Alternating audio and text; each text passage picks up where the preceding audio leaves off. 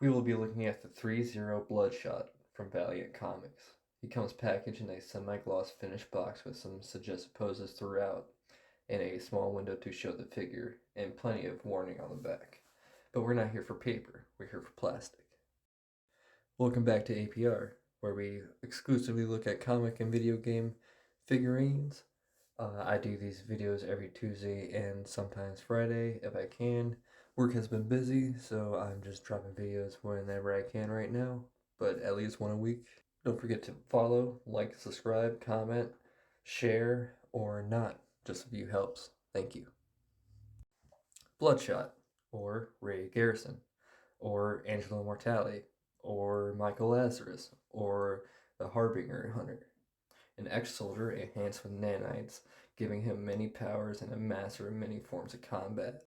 Bloodshot was the brainchild of Kevin Van Hook, co-created by Dan Perlin, who also co-created Moon Knight, and Bob Layton, the co-founder of Valiant Comics. ThreeZero did an incredible job bringing this one to life. The sculpting is absolutely outstanding, and I'm loving these crosshatch lines throughout the figure. It reminds me of the ink jobs from the 90s Bloodshot run.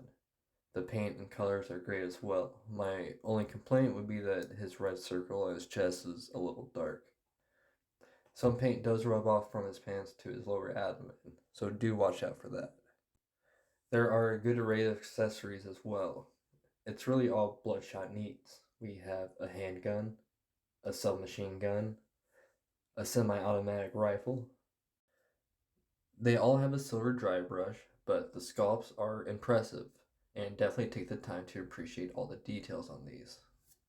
Next, we have his harness, and for his harness, we have his sword and scabbard.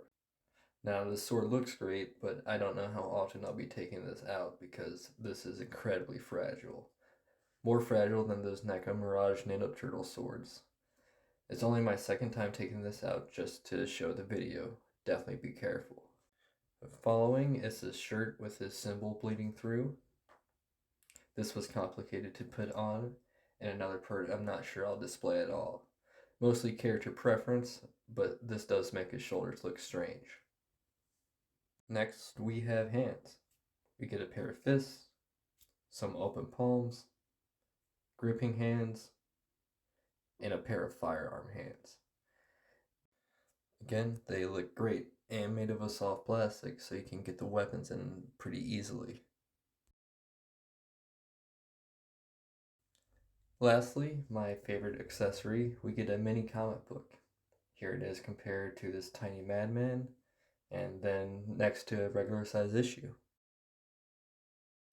Articulation is pretty great. No joints are too tight or too loose. They all move smoothly, so no complaints at all. He's well balanced while still being able to get in some great poses. My biggest concern I have for this figure is probably his size. I thought he was a little small at first, but by the time I was done with this review, I could look past that. For reference, Bloodshot is 6 foot and Superman is 6'3". Or maybe he's just too skinny. Let me know what you think in the comments. But overall, a really fun figure. Really no complaints about this one, and at a pretty good price, at around $70 US. The sculpt, along with the great articulation, makes this a steal. I would love to see other Valiant characters come to life, and this one gives us a preview of Ninjak.